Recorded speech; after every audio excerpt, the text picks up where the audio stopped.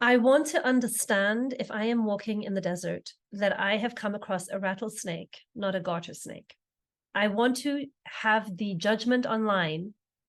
This is a rattlesnake, that is a garter snake. It is in the interest of my survival that I know what I'm dealing with. I need to understand the difference between the two. I have a judgment of that. I can see what it is. I can see clearly what I'm working with. I want to understand when I'm working with a human being that has very narcissistic defenses, because I know what I'm dealing with. I want to understand when I'm working with a human being that has very people-pleasing and self-abandoning defenses, because then I know what I'm dealing with. That kind of discernment is a form of observation. It is a form of seeing clearly. Where it becomes judgmental, where it becomes a power move is, oh my God, a rattlesnake, let's kill it. Oh, what a cute little garter snake, let's keep it. That kind of judgment. Okay. Oh my God, the terrible narcissists in the world. Who are these people? We should get rid of all of them. Oh, the sweet little people pleasers in the world. They're so harmless. That, where we begin to put it on a power differential, one is good and one is bad. That's the kind of judgment that I'm talking about.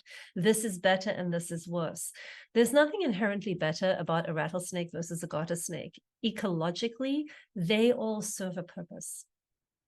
That kind of discernment, the neutral observation of what is, understanding that there are crocodiles in the world and coral snakes in the world and great white sharks in the world and Labrador puppies in the world, that is understanding clearly the landscape that we're dealing with.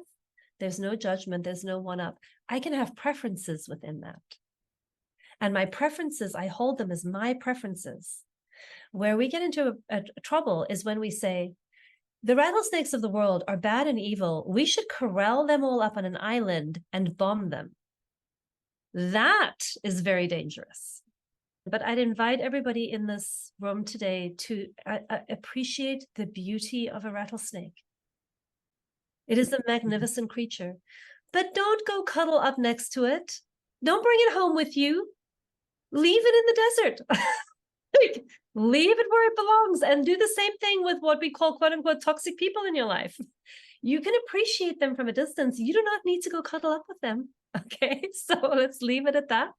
And then don't go one up and one down and believe that just because you can't get your needs met by this particular creature, that gives you the right to go and vilify, bomb, kill, whatever, right?